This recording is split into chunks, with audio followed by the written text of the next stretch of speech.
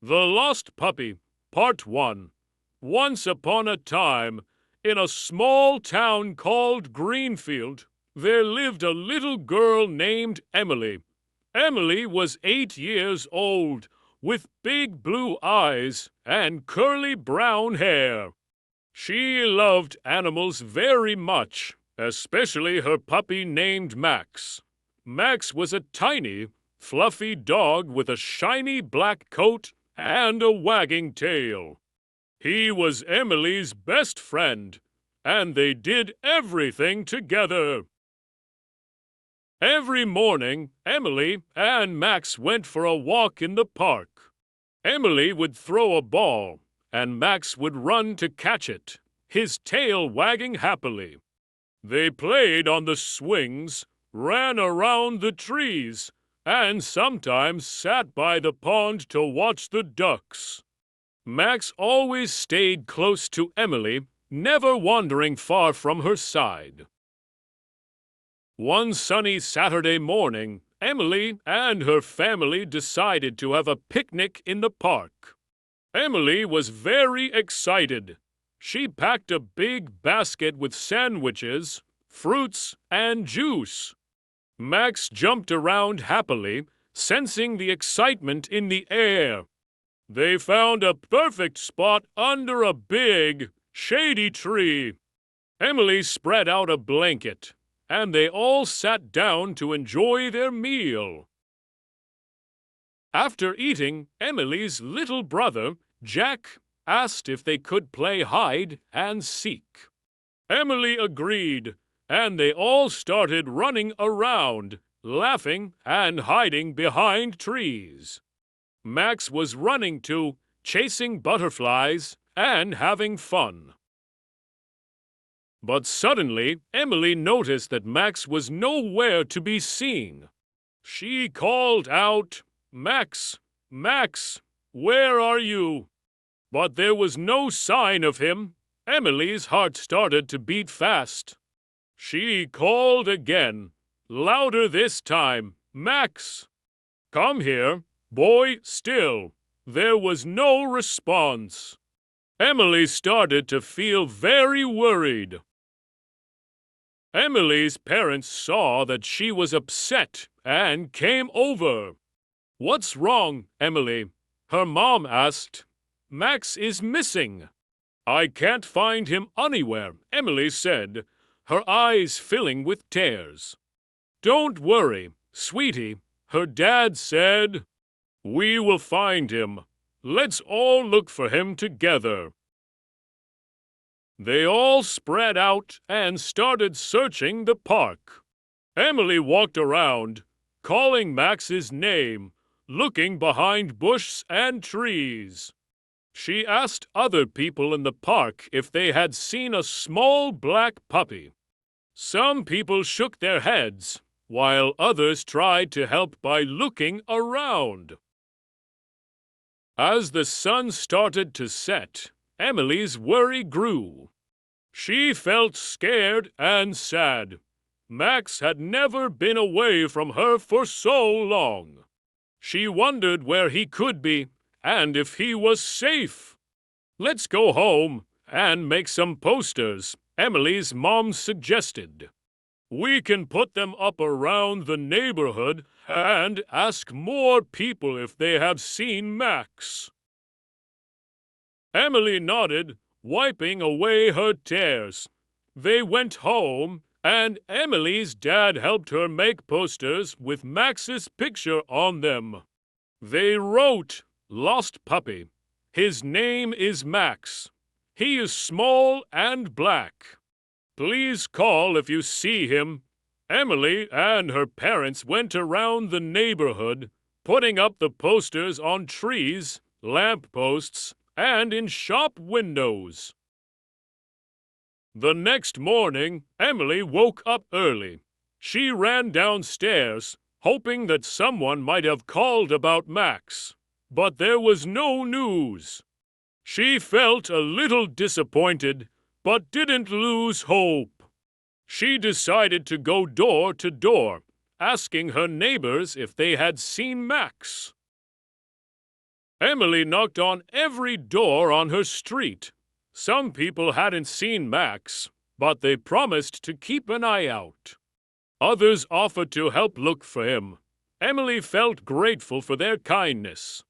As she walked further down the street, she saw Mrs. Thompson, an old lady who lived alone with her cat. Mrs. Thompson was very kind and loved animals. Emily knocked on her door, hoping for good news. "Hello, dear," Mrs. Thompson greeted her with a warm smile. "How can I help you? Have you seen my puppy, Max?" Emily asked, showing her the poster. Mrs. Thompson put on her glasses and looked closely at the picture. "Oh dear, I'm sorry to hear that Max is missing. I haven't seen him, but I will certainly keep an eye out." Emily thanked her and continued her search. She walked through the town, calling out Max's name, asking everyone she met. The day turned into evening, and still there was no sign of Max. Emily felt tired and worried, but she knew she couldn't give up. As she was about to head home, she heard a soft bark from behind a fence near the park. Emily's heart skipped a beat. She ran towards the sound, calling out, "Max? Is that you? To be continued, ... The Lost Puppy, Part 2. Emily's heart pounded as she ran towards the fence. The soft bark sounded again, more clearly this time. "Max? Max, are you there?" She called, her voice trembling with hope and excitement. She reached the fence and peered through the wooden slats. There, in a small backyard, she saw Max. He was tangled in some bush, his shiny black coat dirty, but his tail wagging furiously. "Max, oh, Max," Emily cried, tears of relief streaming down her face. She quickly climbed over the fence and rushed to her puppy. Max whimpered and licked her face as she freed him from the bush. "I've missed you so much," Emily whispered, hugging him tightly. Just then, a door opened and a man stepped out. He looked surprised to see Emily in his yard. "What are you doing here, young lady?" he asked kindly. Emily explained everything quickly. "This is Max, my puppy. He got lost yesterday, and I've been looking for him everywhere." The man nodded and smiled. "I found him wandering near the park last night. He seemed scared and lost, so I brought him here to keep him safe. I'm glad you found him." "Thank you so much for taking care of him," Emily said gratefully. "You're welcome. I'm just glad he's back with his owner. Take care of him and make sure he doesn't get lost again," the man advised. Emily promised she would, and with Max in her arms, she made her way home. As they walked back, Emily talked to Max, telling him how worried she had been and how happy she was to have him back. Max listened, his ears perking up at the sound of her voice, and he licked her cheek affectionately. When Emily reached her house, her parents and little brother were waiting anxiously. "Did you find him?" her mom asked, rushing to the door. "Yes, I found Max," Emily cried, holding up the puppy. Everyone cheered and hugged Emily and Max. "We were so worried," her dad said, petting Max gently. "I'm glad he's safe." That evening, they celebrated Max's return with a special dinner. Emily made sure to give Max an extra treat and lots of cuddles. As they sat around the table, Emily's mom suggested, "Why don't we make a plan to ensure Max doesn't get lost again?" "That's a great idea," Emily's dad agreed. "We can get him a new collar with a tag that has our address and phone number on it." The next day, they went to the pet store and picked out a bright red collar with a shiny tag. Emily wrote their address and phone number on the tag, and they put it on Max. He looked very proud of his new collar, and Emily felt much better knowing that if Max ever got lost again, people would know how to bring him back home. Emily also decided to be more careful when they played in the park. She made sure to keep an eye on Max at all times and never let him wander too far. They continued to enjoy their walks and games, but now Emily felt more confident that Max would stay safe. One afternoon, a week after Max's adventure, Emily and Max were back at the park. They were playing fetch, and Max was running happily after his ball. Suddenly, Emily saw a little boy crying near the swings. She went over to him and asked, "What's wrong?" The boy, whose name was Tommy, said he had lost his toy car, and he couldn't find it anywhere. Emily remembered how worried she had felt when Max was lost, and she wanted to help. "Don't worry, Tommy. Max and I will help you find your car." Max seemed to understand what was happening.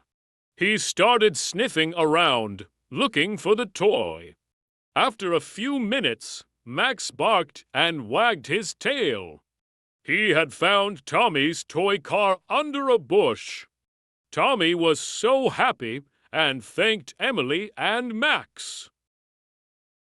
Emily felt proud of Max and realized that helping others was very important.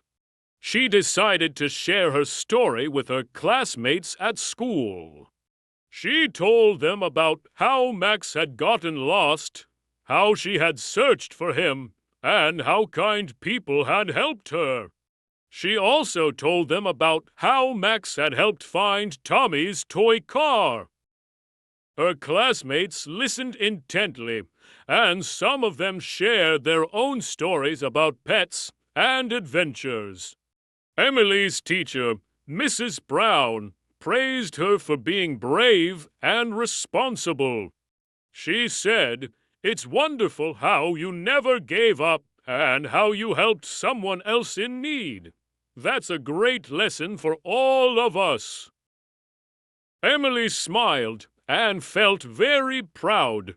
She realized that even though losing Max had been very scary, it had taught her a lot. She had learned to be careful, to ask for help, and to help others. Most importantly, she had learned the value of never giving up, no matter how difficult things seemed. From that day on, Emily and Max continued to have many adventures. They explored new places, made new friends, and always stayed safe. Emily never forgot the kindness of the man who had taken care of Max or the joy of helping Tommy find his toy car. She knew that with Max by her side, she could face any challenge and always find her way home. And so, Emily and Max lived happily in Greenfield, always looking out for each other and their friends, ready for whatever adventures life would bring. They knew that together they could overcome anything, and that the love between a girl And her puppy was something truly special and unbreakable.